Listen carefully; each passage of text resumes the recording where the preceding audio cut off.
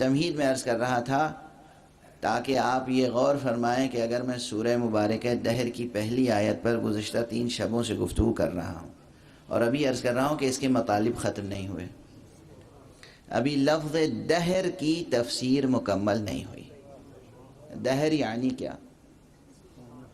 قرآن مجید جب کہتا ہے هل اتى على الانسان حين من الدهر لم يكن شيئا مذكورا، کیا کوئی ایسا لمحہ بھی انسان پر آیا ہے، گزرا ہے کہ جب انسان ظرف دہر میں قابل ذکر بھی نہ تھا؟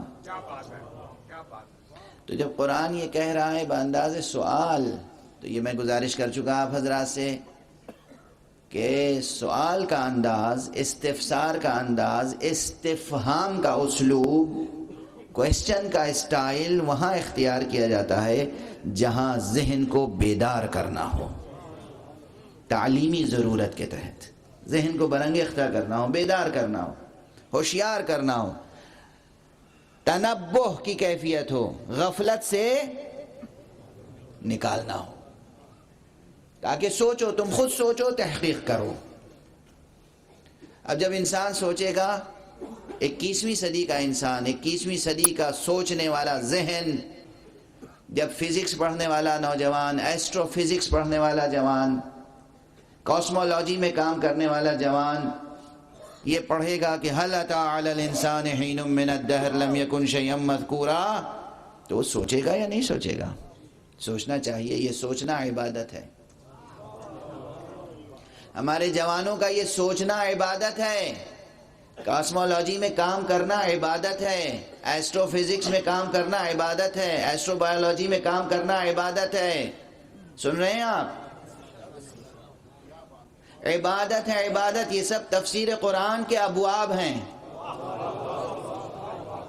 تمام ایسٹرو فزکس تفسیر قرآن ہے، تمام ایسٹرو بایولوجی تفسیر قرآن ہے، تمام جیولوجی تفسیر قرآن ہے، تمام کاسمولوجی تفسیر قرآن ہے، تمام اینتھروپولوجی تفسیر قرآن ہے۔ جستجو کرو انسان کا وجود کب سے ہے،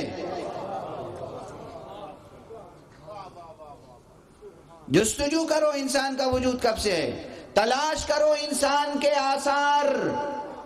اور ایک جملہ کہوں گا،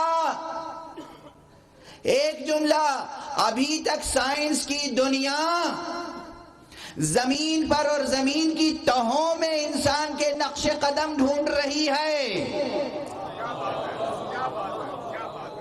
ابھی نگاہ اوپر اٹھی نہیں، ورنہ مقام قاب قوسین تک نقش قدم بشر نظر آ جائیں گے۔ صلوات پڑھنے محمد و آل محمد۔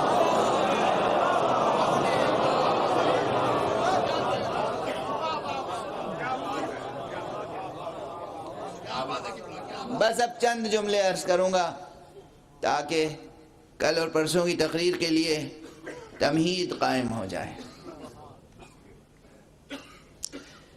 لیکن یاد رکھیے گا جو باتیں میں نے کہی ہیں، اور آج سے ہمارے جوان جو سائنس اور میتھمیٹکس کے سبجیکٹس پڑھ رہے ہیں، وہ سائنس پڑھیں گے کس نیت سے؟ قربتاً الی اللہ، اور کیا؟ ہاں، یہ جو جدید تعلیمی نظام ہے یہ آپ کو صرف کیریئر کے بارے میں سجھاتا ہے باتیں کہ صاحب یہ کورس کر لو گے تو فیوچر یہ ہے، اتنا کماؤ گے۔ بالکل پہلے دن سے ذہن میں یہ ہوتا ہے ہم یہ پڑھیں گے، یہ کورس کریں گے تو یہاں ہمارا پلیسمنٹ ہوگا، یہ ہم کمائیں گے، اتنی ہماری ارننگ ہوگی۔ ٹوٹل گول، ٹارگٹ، بڑی سے بڑی یونیورسٹی میں چلے جائیں، یہی ہوتا ہے نا۔ مال دنیا تو آپ کی ٹھوکروں میں رہے گا، کہیں جا ہی نہیں سکتا، کہیں جا نہیں سکتا مال دنیا۔ آپ جب قربتاً الی اللہ علم حاصل کریں گے تو یہ جہان بھی تسخیر کریں گے، وہ جہان بھی تسخیر کریں گے، اور رضائے حق حاصل ہوگی، رضائے حق، رضائے اللہ، رضائے مصطفیٰ، رضائے مرتضیٰ، رضائے زہرا، سلام اللہ۔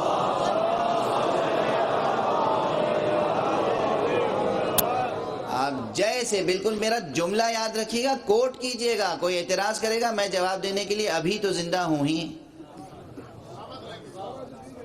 جس طرح آپ قرآن مجید پڑھیں قربتاً اللہ، جس طرح آپ احکام شریعت پڑھیں قربتاً اللہ، جس طرح آپ حدیث پڑھیں قربتاً اللہ، اسی طرح آپ فلسفہ پڑھیں قربتاً اللہ، آپ لاجک پڑھیں قربتاً اللہ، آپ میتھمیٹکس پڑھیں قربتاً اللہ، آپ فزکس، میتھمیٹکس، بایولوجی، تمام سائنسز پڑھیں قربتاً اللہ۔ پھر دیکھیے جو کچھ آپ پڑھیں گے وہ رزق جاں بنے گا۔ پھر آپ کے اندر کا اصلی انسان پروان چڑھے گا، وہ انسان جس کی روح میں وہ تابکاری ہوگی کہ جدھر نظر اٹھائے گا دنیا کو مسخر کر لے گا۔ آپ اپنے کو ایک حقیر وجود کیوں سمجھتے ہیں؟ ایک چھوٹا سا وجود، ایک حقیر جرثومہ، ایک مادی پیکر، چھوٹا سا نادیدہ۔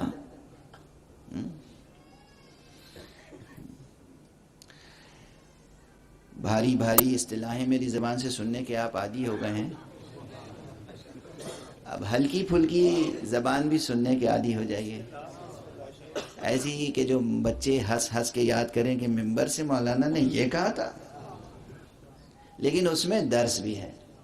ایک صاحب نے مجھ سے پوچھا، سنجیدگی سے میرے دوست ہیں جناب عزیز زیدی صاحب، وہ آئے خاص طور سے گھر پہ کئی سوالات لے کر، اور انہوں نے یہ سوال رکھا کہ مولانا یہ بتائیے اتنی بڑی کائنات، کتنی بڑی؟ اتنی بڑی کائنات،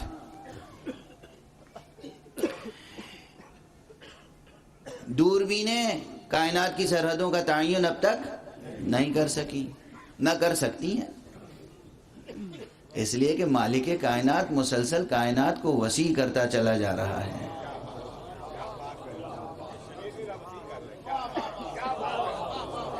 جہاں تک تمہاری نظر پہنچے گی، نظر تھک جائے گی، کائنات آگے بڑھ جائے گی، اس لیے کہ کائنات حی و قیوم کی تخلیق ہے، وہ زندہ ہے، قائم بالذات ہے، اور ہر چیز کو وسعت عطا فرما رہا ہے۔ تو آپ اسے اس کائنات مادی کی بھی تسخیر نہیں کر سکتے، چہ جائے کہ کائنات باطنی و معنوی اور ماورائی۔ تو ان کا اتنی بڑی کائنات، لیکن اس میں سب سے زیادہ اہمیت اس انسان کو کیوں دی گئی؟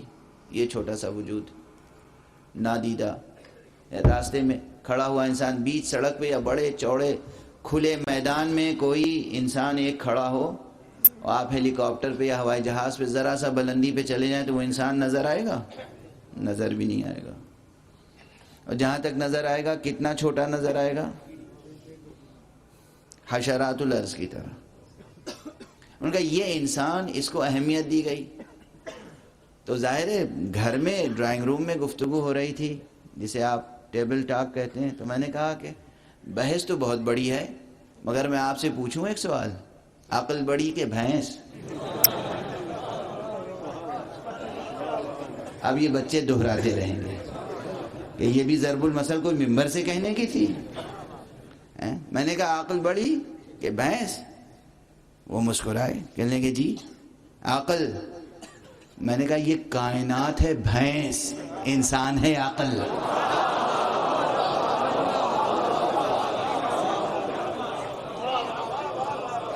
یہ پوری کائنات مادہ ہے، مادہ مادہ مادہ، بے جان مادہ، بے عقل مادہ۔ انسان کے پاس حق سبحانہ و تعالیٰ نے جوہر عقل عطا فرمایا ہے، اس لیے یہ انسان اہم ہے۔ تو آپ اپنے وجود کی قدر و قیمت سمجھیں۔ اور اب دوسرا جملہ عرض کر رہا ہوں کہ اپنے کو چھوٹا سا وجود نہ سمجھیں، آپ کے باہر کی کائنات چھوٹی ہے، آپ کے اندر کی کائنات بہت بڑی ہے۔ جوانان عزیز، بزرگان محترم اور میری مائیں بہنیں اگر سن رہی ہیں تو سنیں اور یاد رکھیں کہ بچوں کی تربیت کیسے کرنی ہے۔ بچوں کو کیا سکھانا ہے، کیا بتانا ہے، آپ بچوں کی تربیت اس طرح کریں، انہیں بتائیں کہ یہ جو تمہیں باہر نظر آ رہی ہے کائنات، یہ سیارے، یہ ستارے، یہ چاند، یہ سورج، یہ افلاک، یہ سب کائنات اصغر ہے، یہ چھوٹی دنیا ہے، تمہارے وجود کے اندر اس سے بہت بڑی دنیا چھپی ہوئی ہے۔ یہ جو 7 آسمان ہیں یہ کچھ نہیں ہے، تمہارے اندر جو آسمان پوشیدہ ہیں، انسان کے اندر اپنے گریبان وجود میں جھانک کے دیکھیے آپ کے وجود کے اندر کتنے آسمان پوشیدہ ہیں۔ آپ کا ظاہر بہت حسین ہے لیکن آپ کا باطن اس سے زیادہ حسین ہے، بشرطے کہ باہر کی دنیا کی قدورتوں میں آلودہ نہ ہو گیا ہو۔ اور اس باطن کا باطن اس سے زیادہ حسین ہے، اس باطن کا باطن اس سے زیادہ حسین ہے، اس باطن کا باطن اس سے زیادہ حسین ہے۔ یہ ظہور و بطون کا نامتناہی سلسلہ ہے جو آپ کے وجود میں سمٹا ہوا ہے۔ آپ کے وجود میں انسان کے وجود میں سمٹا ہوا ہے۔ اس انسان سے کہا جا رہا ہے هل أتى على الإنسان حين من الدهر۔ آپ سمجھ رہے ہوں گے یہ سب بحثیں غیر متعلق ہیں۔ اس سورے کا نام سورہ انسان ہے۔ جب اس سورے کا نام سورہ انسان ہے تو لفظ انسان کے معنی تو سمجھ میں آئیں۔ جب اس سورے کا نام سورہ دہر ہے تو لفظ دہر کے معنی تو سمجھ میں آئیں۔ توجہ ہے؟ تو انسان اور دہر دونوں معنی پہ ابھی اور غور کریں گے انشاءاللہ، لیکن آج غالباً وقت تمام ہوا چاہتا ہے، بلکہ شاید تمام ہو چکا ہے۔ اس لیے میں ایک گزارش کر دوں کہ اگر آپ جو بحثیں میں نے کی ہیں آپ کے ذہن میں ہیں کہ خاص طور سے لفظ دہر کو سمجھنے کے لیے میں نے عرض کیا تھا کہ اس مثلث کو سمجھنے کی ضرورت ہے۔ کون سا مثلث؟ زمان، دہر، سرمد۔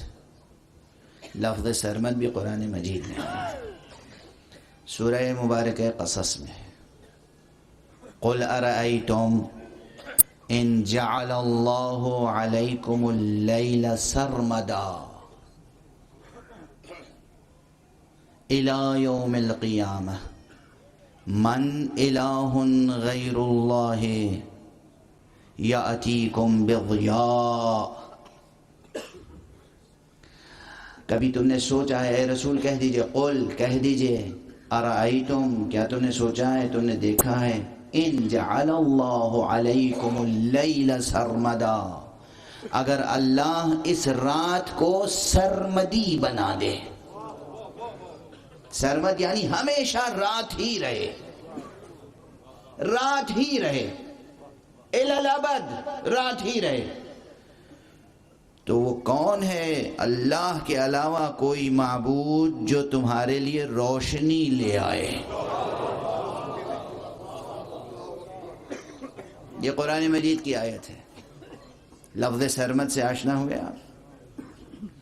ارائیتم قل ارائیتم ان جعل اللہ علیکم اللیل سرمدا، لفظ سرمد اسی کے بعد والی آیت ہے، قل ارائیتم ان جعل اللہ علیکم النہار سرمدا الى یوم القیامہ من الہ غیر اللہ۔ کون ہے؟ اگر کہہ دیجئے کہ کبھی تم نے غور کیا ہے، کبھی تم نے سوچا ہے کہ اگر اللہ ہمیشہ اس دن کو سرمدی بنا دے، یہ دن سرمدی ہو جائے ہمیشہ الی الابد، تو پھر کون ہے معبود برحق کے علاوہ کوئی معبود جو تمہارے لیے سکون کی راتیں لائے؟ توجہ ہے؟ تو لفظ سرمد قرآن مجید میں ملا آپ کو۔ لفظ دہر بھی 2 مقامات پر، سورہ جاثیہ اور سورہ دہر میں آیا۔ تو جب یہ 2 کلمات آئے ہیں تو دونوں کے معنی سمجھنے پڑیں گے یا نہیں؟ سرمد، دہر، اور اس کے بعد زمان یا وقت۔ میں نے گزارش کی تھی اور اس پر ایک ذہین سائنس کے جاننے والے بیدار مغز شخص نے سوال کیا کہ آپ نے 3 اصطلاحیں بتا دیں، ہم نے قبول کر لیا، مجمع نے سن لیا، لیکن یہ اصطلاحیں کہاں سے آئیں، ان کی حقیقت کیا ہے؟ توجہ رکھیے گا، جو لوگ فزکس کے اسٹوڈنٹ ہیں بطور خاص، جو لوگ آئنسٹائن کی تھیوری آف ریلیٹیوٹی پہ کام کرتے ہیں بطور خاص، theory of general relativity, special relativity, جہاں اسپیس ٹائم کی بحث ہوتی ہے، وہاں جا کر سوچئے گا قرآن مجید نے کون سا کنسپٹ آف ٹائم دیا ہے۔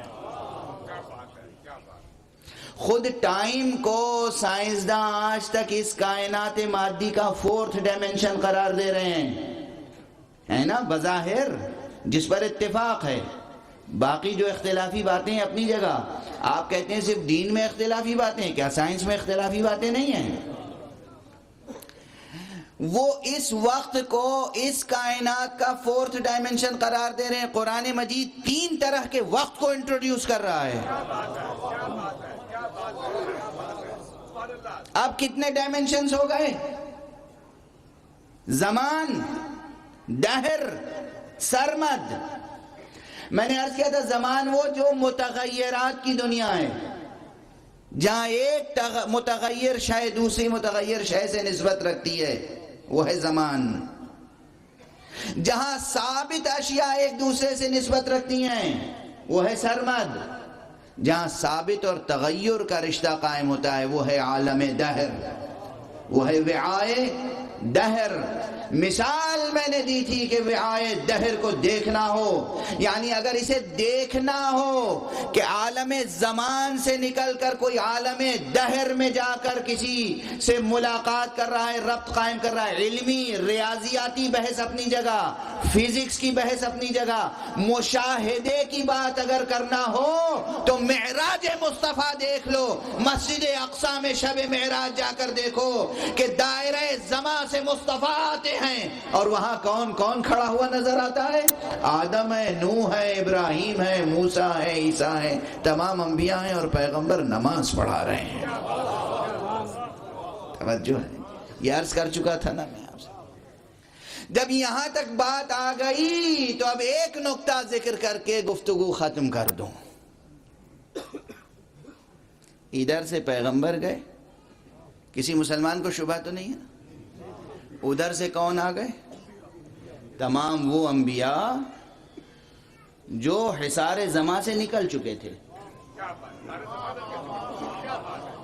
واضح ہے نا بات؟ ہم جب تک سانس لے رہے ہیں حصار زمان میں، ادھر سانسیں بند ہوئیں، آپ نے ہمارے جسم کو غسل دے کر، کفن دے کر پیوند خاک کر دیا۔ اب ہم حصار زمان میں ہیں یا نہیں؟ اب ہم حصار زمان میں نہیں ہیں۔ زمان و مکان سے ہماری روح آزاد ہو گئی۔ زمان و مکان کے شرائط کچھ اور ہوتے ہیں، یہ زمانی اور مکانی شرط ہے کہ ایک زمان میں ایک شخص ایک ہی جگہ ہوگا۔ آج سائنس کی بنیاد پر سمجھ کے اٹھیے گا حقیقت معراج اور مسائل معجزات۔ یہ زمانے کی شرط ہے۔ اس وقت ہم حصار زمان میں ہیں تو اس وقت ہم صرف لاہور میں مجلس پڑھ سکتے ہیں، اور اس وقت لاہور کے علاوہ کہیں مجلس نہیں پڑھ سکتے۔ ایک ممبر پہ پڑھ سکتے ہیں، ایک ممبر کے علاوہ ہم مجلس نہیں پڑھ سکتے۔ حصار زمان ہے، حصار مکان ہے۔ یہ حصار، یہ قید، یہ شرط، یہ کنڈیشن اس حصار زمان و مکان کی ہے۔ لیکن جب ہم حصار زمان و مکان سے نکل جائیں گے، عالم دہر میں پہنچیں گے، تو وہاں یہ قیدیں، یہ شرطیں، یہ دیواریں، یہ حجابات، یہ پردے ہٹ جائیں گے۔ اس وقت ایک وقت میں، ایک ہی آن میں 1000 ممبر نصب کر دو تو ہم ذکر کریں گے۔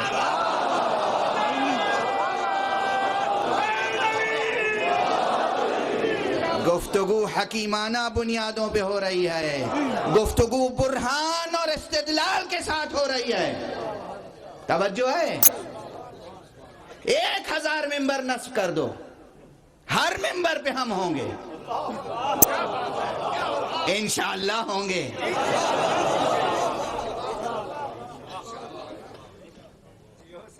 اچھا تو یہ حصار ہے. اچھا دلیل اچھا ظاہر ہے بغیر آپ کو حق ہے دلیل طلب کرنے کا اور مجھ پہ فرض ہے دلیل پیش کرنا.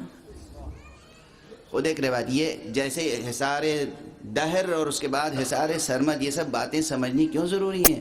لوگ کہیں گے جناب والا کچھ لوگ ہو سکتا ہے میرے ہم قبیلہ ہیں وہ کہیں گے جناب والا یہ حوزہ علمیہ کی باتیں یہ فلسفے کی کلاس کی باتیں یہ علم کلام کی باتیں یہ ممبر پر لے کے آپ بیٹھتے ہیں ان عوام الناس کو سمجھانے کے لیے. اولاً تو مجھے یہ تبصرہ بہت گراں گزرتا ہے آپ ان عوام الناس کو انڈر اسٹیمیٹ کیوں کرتے ہیں. دوسری بات یہ ہے کہ بنیادی مسائل کو سمجھنے کے لیے آخرت سمجھنی ہے یا نہیں, جنت کو سمجھنا ہے یا نہیں, قیامت کے مسائل سمجھنے ہیں یا نہیں, صراط سمجھنا ہے یا نہیں, میزان سمجھنا ہے یا نہیں, برزخ سمجھنا ہے یا نہیں, اعتقاد رکھنا ہے, یقین رکھنا ہے یا نہیں. رکھنا ہے تو یہ بحثیں بھی آنی چاہیے.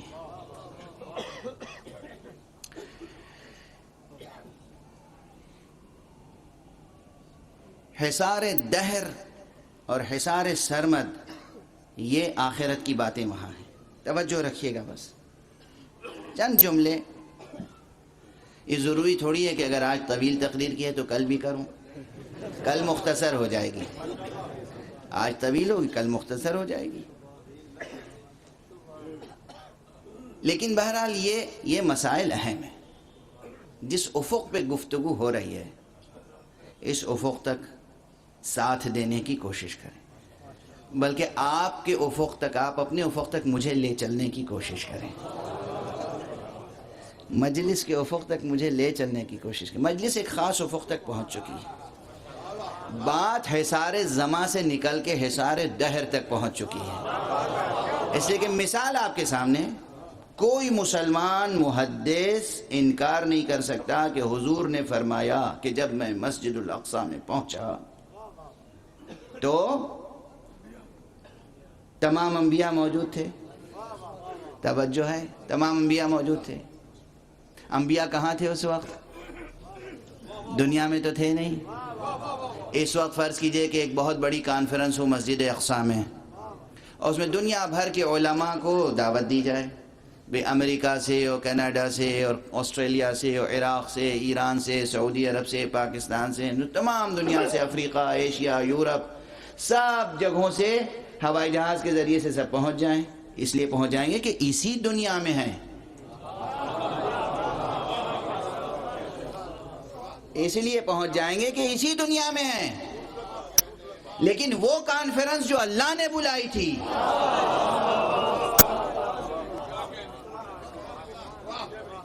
اور کوئی مسلک ایسا نہیں ہے جو انکار کر سکے, سب کے ہاں یہ حدیث مسلم ہے.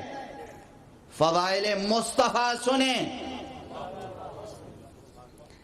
سارے مسالک میں یہ حدیث مسلم ہے کہ حضور معراج کی شب اسراء مسجد اقصی میں تشریف لے گئے, بیت المقدس میں تشریف لے گئے, وہاں تمام انبیاء تھے. یہ انبیاء کہاں سے آئے؟ فلسطین سے, کنعان سے, مصر سے, ہندوستان سے, پاکستان سے, حجاز سے نہیں. یہ انبیاء کہیں اور تھے, اس لیے کہ ان کے جسم سب دفن کیے جا چکے تھے. ماں سوا جناب عیسیٰ, جناب عیسیٰ کو بھی اللہ نے اوپر اٹھا لیا تھا, انہیں بھیجا, تھے کہیں اور نہ, بھیجے گئے. ادھر سے مصطفیٰ گئے, وہ کہاں گئے؟ صلی اللہ علیہ وآلہ وسلم.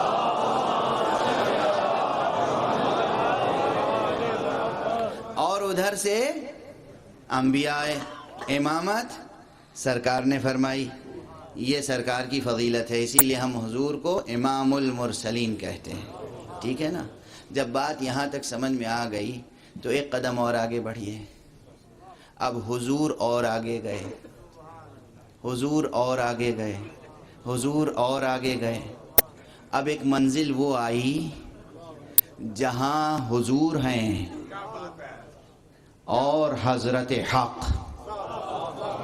جبرائیل وہاں نہیں ہیں مگر گفتگو ہو رہی ہے.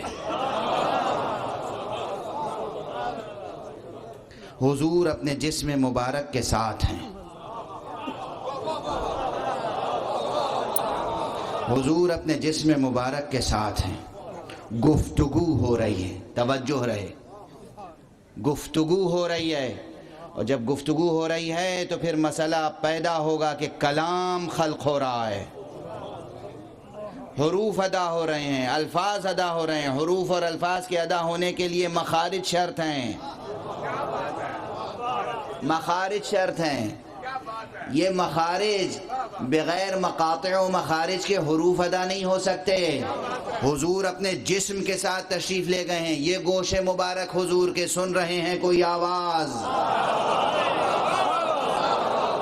اور اللہ سبحانہ و تعالی جسم نہیں رکھتا، اللہ سبحانہ و تعالی کے حلق نہیں ہے، اللہ سبحانہ و تعالی کے پاس زبان نہیں ہے، اللہ سبحانہ و تعالی کے پاس یہ دانت، یہ جبڑے، یہ ہونٹ، یہ مخارج حروف، یہ حلق یہ نہیں ہے۔ اس لیے صوت کی تخلیق، کلام کی تخلیق براہ راست ذات احدیت سے خلاف شان وحدانیت ہے، اور جب خلاف شان وحدانیت ہے تو پھر گفتگو ہوئی کس زبان میں، گفتگو ہوئی کس لہجے میں؟ یہاں پھر یہ مسئلہ سمجھ میں آ جائے گا، کوئی ایسا تھا جس کے لیے زمان و دہر و سرمد کے حجابات حائل نہ تھے۔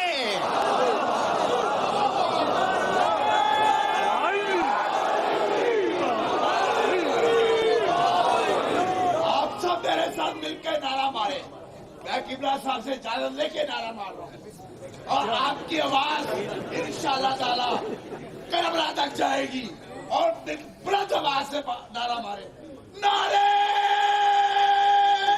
تکبیر، نعرے رسالت، نعرے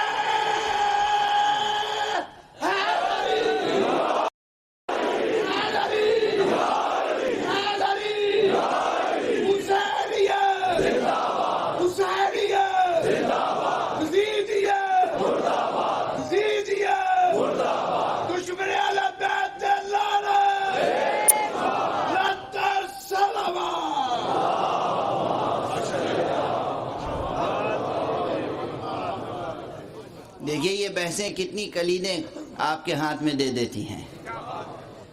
یہ روایت جب آپ کے سامنے آئے گی، یہ روایت یہ میں اپنی طرف سے تھوڑی کہہ رہا ہوں، حضور نے کہا میری اللہ سے گفتگو ہوئی اور میں جسم کے ساتھ گیا تھا اور جبرائیل نے میرا ساتھ چھوڑ دیا تھا۔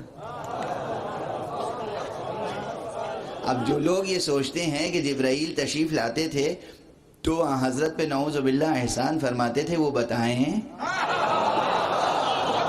کہ یہاں تو جبرائیل تھے نہیں درمیان میں۔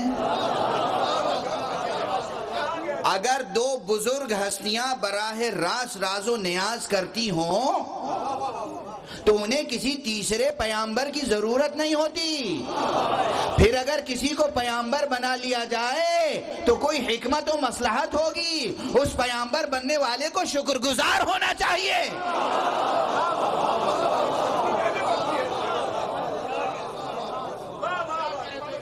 شکر گزار ہونا چاہیے۔ اللہ اور مصطفیٰ براہ راست بلا فاصل گفتگو کر سکتے ہیں، تو پھر کسی کی ضرورت ہے نہیں ہے۔ اگر کسی کو درمیان میں واسطہ بنا لیا جائے تو لطف ہی تو ہے، کرم ہی تو ہے، احسان ہی تو ہے، کوئی حکمت ہے، کوئی مصلحت ہے، مجبوری نہیں ہے۔ حکمت ہے، مصلحت ہے، مجبوری نہیں ہے۔ تو جبرائیل علیہ السلام کا درمیان میں ہونا جبرائیل کے لیے شرف ہے، نہ کہ مصطفیٰ کے لیے۔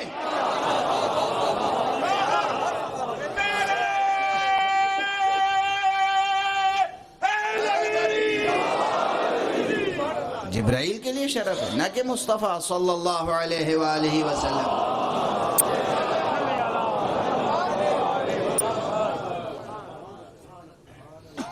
اب اب یہ حدیث حضور سے ہے، میں یہاں اسی منبر پہ جب معراج کا بیان کر رہا تھا تو پڑھ چکا تھا، لیکن یہ استدلال اس وقت میں نے ذکر نہیں کیا تھا. یہ زمان و دہر و سرمد، یہ ٹریلوجی، یہ ٹائم کی ٹریلوجی، یہ تسلیس وقت، یہ میں نے ذکر نہیں کی تھی اس وقت. اس لیے گزارش کر رہا ہوں کہ یہ بہت دقیق فلسفہ ہے، اس کو سمجھنے کی ضرورت ہے، لیکن اس سے اس دنیا کے بھی مسائل حل ہوں گے، اس دنیا کے بھی مسائل حل ہوں گے، اور عقلی اور حکیمانہ مباحث حل ہوں گے، طے ہوں گے. کلید آپ کے ہاتھ میں آئے گی. اس بحث کو صبر و سکون سے جا کر حکماء سے دریافت کیجئے، سیکھیے، پڑھیے، اور جو کچھ یہ طالب علم اشارات کر رہا ہے اسے یاد رکھیے گا کہ یہ تسلیس ہے. زمان، دہر، سرمد. حضور بھی سرحد زمان سے نکل کے گئے تھے، ایک کڑی بیچ میں رہ گئی. ابھی میں نے کہا تھا کہ عالم دہر میں 1000 ممبر نصب ہوں تو میں ہوں گا اس پر، ہے نا، لیکن عالم زمان میں یہ ممکن نہیں ہے.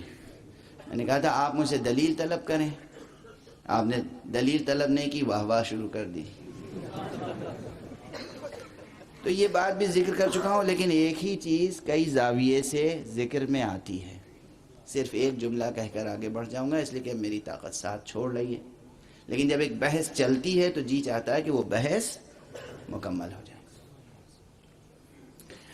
ایک حدیث ہے معتبر سند کے ساتھ.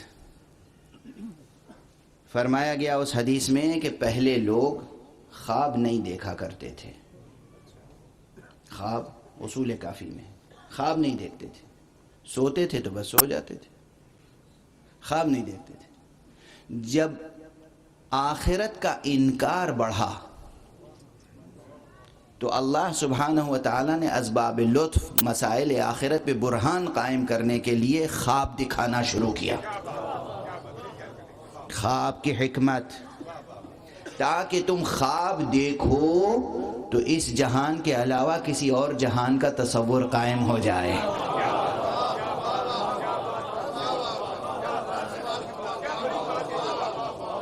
توجہ ہے، توجہ ہے، اچھی طرح توجہ ہے. اس سے پہلے میں خواب پر بھی گفتگو کر چکا ہوں، مگر اس اینگل سے، ایک زاویے سے نہیں کی تھی میں نے گفتگو.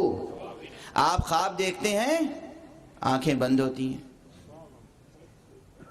آپ خواب دیکھتے ہیں اور اس میں سنتے ہیں، آپ کے یہ ظاہری کان کام نہیں کر رہے ہوتے. آپ خواب میں گفتگو کرتے ہیں مگر آپ کا دہن بستہ ہوتا ہے، لب آپ کے بند ہوتے ہیں، ہونٹ سیے ہوئے ہوتے ہیں، آپ سو رہے ہوتے ہیں. آپ کچھ تناول فرماتے ہیں، اس کی لذت بھی محسوس کرتے ہیں، مگر حقیقت میں آپ دسترخوان پہ نہیں بستر پہ ہوتے ہیں.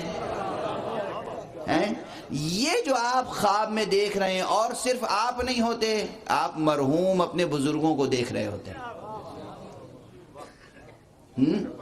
آپ نے ان کو کہاں دفن کیا تھا؟ کب دفن کیا تھا؟ اب یہ آئے ہیں، چل رہے ہیں، پھر رہے ہیں، حشاش بشاش لباس پہنے ہوئے گفتگو کر رہے ہیں، مجدہ سنا رہے ہیں. یہ خواب اللہ سبحانہ و تعالیٰ نے اسباب لطف دکھانا شروع کیا تاکہ حصار زمان و مکان کے علاوہ کسی اور عالم کی طرف توجہ مبذول ہو جائے، تاکہ تمہاری سمجھ میں آئے کہ زمان کا حصار الگ ہے، دہر کا عالم الگ ہے،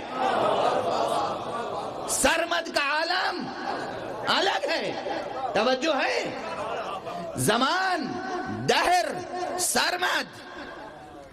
اور خواب میں نے کہا تھا دلیل کس بات کی کہ 1000 ممبر بھی نصب ہوں تو ہر ممبر پر ذکر کروں گا.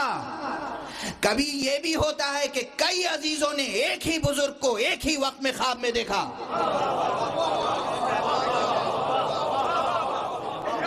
یہ واقعات ہوتے ہیں، یہ واقعات ہوئے ہیں، ہوتے رہیں گے کہ ایک بزرگ کو ان کے خاندان کے کئی افراد نے ایک ہی وقت میں دیکھا. سب بیدار ہو کے اٹھے، کہا ابھی ہم نے فلاں بزرگ کو خواب میں دیکھا تھا، یہ کہہ رہے تھے. دوسرا اٹھا، انہوں نے کہا ہم نے بھی بالکل یہی خواب دیکھا. تیسرا اٹھا، ہم نے بھی بالکل یہی خواب دیکھا. توجہ ہے؟ یہ ایک ہی وقت میں ایک بزرگ اتنے حضرات کے خواب میں کیسے آ گئے؟ اس کے معنی یہ ہے کہ کوئی عالم ایسا ہے جہاں اللہ یہ قدرت عطا کرتا ہے کہ ایک وقت میں ایک ہی وجود ایک سے زیادہ مظاہر پیش کر سکے. اگر یہاں تک ذہن آ لیا کہ ابھی تک منطق و حکمت و برہان و نقل سب ساتھ ساتھ چل رہے ہیں تو ایک جملہ کہوں گا، جو صاحب زماں ہوگا عجب نہیں کہ وہ اس حصار زماں میں بھی رہتے ہوئے یہ کیفیت اس میں ہو کہ ایک وقت میں ایک سے زیادہ مقامات پر موجود ہو. صلوات پڑھنے محمد و آل محمد.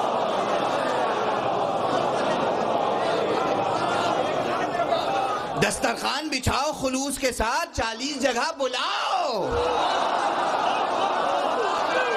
کوئی اور نہیں آئے گا، جو مالک دہر ہے وہ آ جائے گا. صلوات پڑھیں محمد و آل محمد.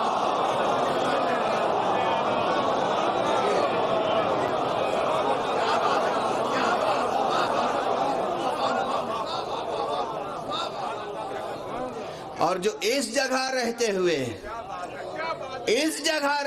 ایک سے زائد مقامات پر آ جائے، اور اب بھی نہیں، تم کہتے ہو 40 جگہ نہیں آ سکتے، میں کہتا ہوں 4000 4 لاکھ 4 کروڑ 4 ارب جگہ ایک وقت میں پہنچتے ہیں. جب ساری دنیا سے مومن پکارتا ہے یا علی، ہر پکارنے والے کی مدد کرتے ہیں مولا علی، اس لیے کہ مالک دہر ہیں.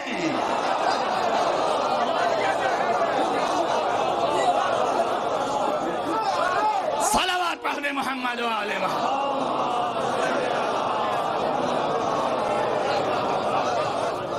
یہ حکیمانہ حقائق ہے، ناصر زیدی کی شاعری نہیں ہے. حقائق عرض کر رہا ہوں. ناز کرو کہ کسے مولا بنایا ہے. حق نے تمہیں سرفراز کیا ہے علی کو مولا بنا کر، مصطفیٰ کو مولا بنا کر. یہ مصطفیٰ ہیں جب یہ اس دنیا میں ایک سے زائد مقامات پر آ سکتے ہیں، اس دنیا میں تو پھر حیرت کی کیا بات ہے کہ نبی علی کو چھوڑ کر گئے تھے تنہا معراج پر، وہاں گئے تو علی کی آواز گونج رہی تھی. خود جب پوچھنے والوں نے پوچھا کہ یا رسول اللہ، آپ سے اللہ سبحانہ و تعالی نے کس زبان میں گفتگو کی، تو کہا علی ابن ابی طالب. ایک صلوات پڑھ دیجئے محمد.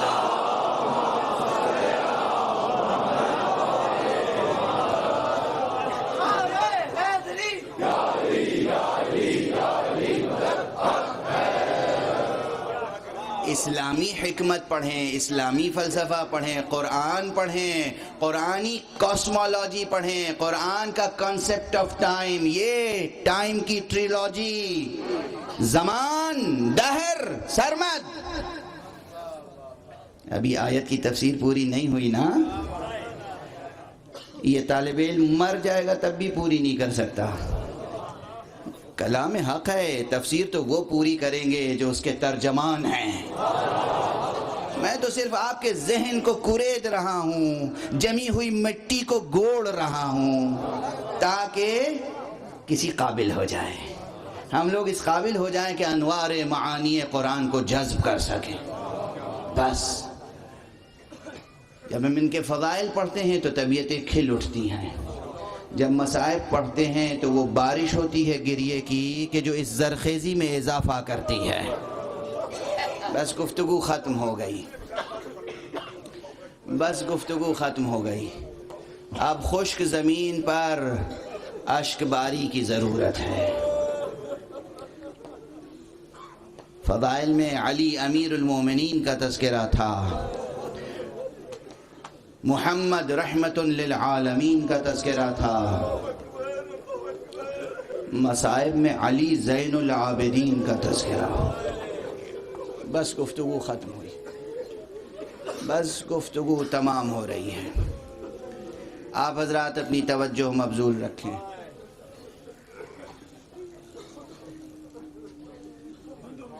حضرات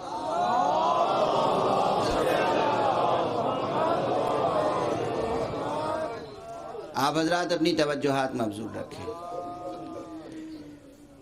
علی زین العابدین. بس 2-3 فقرے کہوں گا. اب طاقت بالکل نہیں ہے, اب طاقت نہیں ہے, ہمت نہیں ہے, وقت بھی نہیں ہے. دور دور سے آپ حضرات تشریف لائے ہیں. آپ حضرات کو پروردگار حفظ و سلامتی کے ساتھ آپ کے گھروں تک پہنچائے. آپ سب پوری حفاظت سے گھروں تک پہنچائیں. خدا نہ کرے کوئی راستے میں آپ کو کوئی درہ لگائے.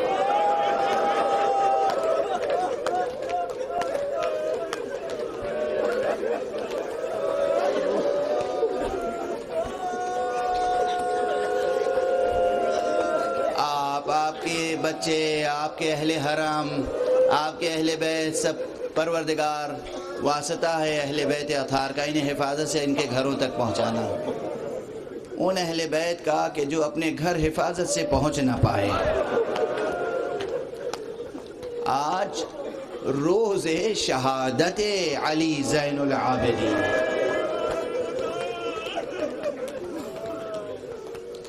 آج آقا کی شہادت کی تاریخ ہے.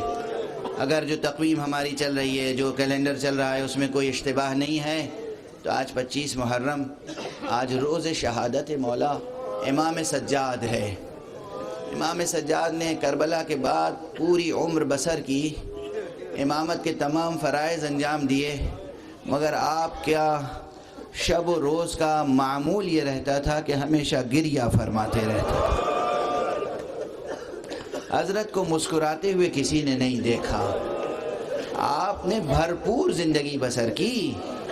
قرآن کی تعلیم دیتے تھے, حدیث کی تعلیم دیتے تھے, فقہ کی تعلیم دیتے تھے, اخلاق کی تعلیم دیتے تھے, معارف الہیہ بیان کرتے تھے, دعا کا سلیقہ سکھاتے تھے, حقوق بیان کرتے تھے. آپ کی تصنیف ہے رسالۃ الحقوق.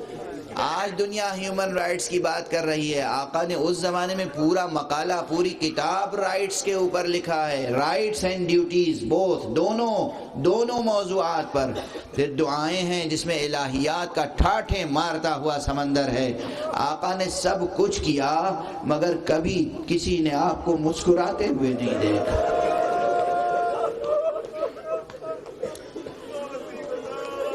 کیوں مسکراتے ہوئے نہیں دیکھا؟ کل میں نے جہاں گفتگو ختم کی تھی بس وہیں سے شروع کر رہا ہوں. کچھ مناظر ایسے دیکھے تھے نا سید سجاد کی نگاہوں نے جو کبھی آپ بھلا نہ سکے, کبھی آپ فراموش نہ کر سکے. بابا کو اس کیفیت میں دیکھا تھا, جلتی ہوئی ریت پر گھوڑوں کی ٹاپوں سے پامال کیا ہوا بابا کا لاشا, کہ آقا ابو عبداللہ الحسین کے سینے کی ہڈیاں پسلیاں ٹوٹ ٹوٹ کے چور چور ہو گئیں.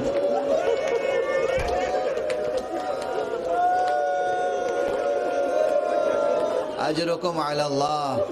خدا آپ کو کسی غم میں نہ رلائے سوائے غم حسین کے. آپ کی آنکھیں کسی اور مصیبت میں اشکبار نہ ہوں.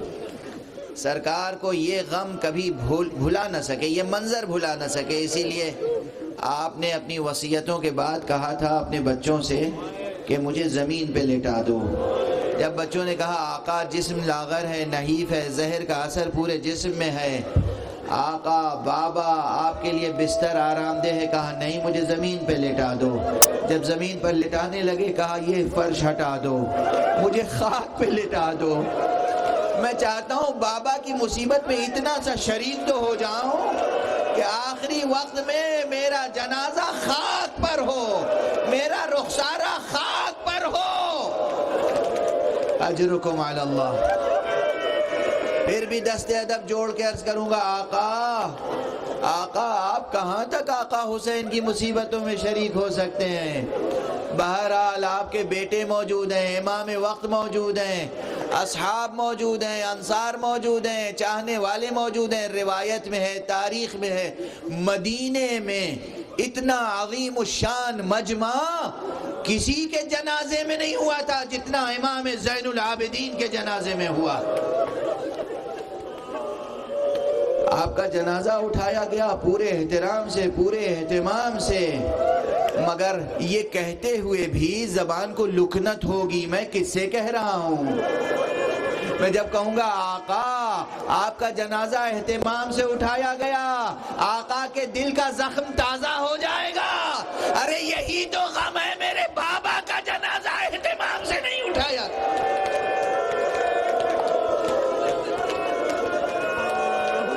بابا پہ وارد ہونے والی مصیبتیں کبھی امام بھلا نہ سکے، اسی لیے ایک ایک واقعہ تازہ رہا نگاہوں کے سامنے، پلکوں پہ منظر سجا رہا۔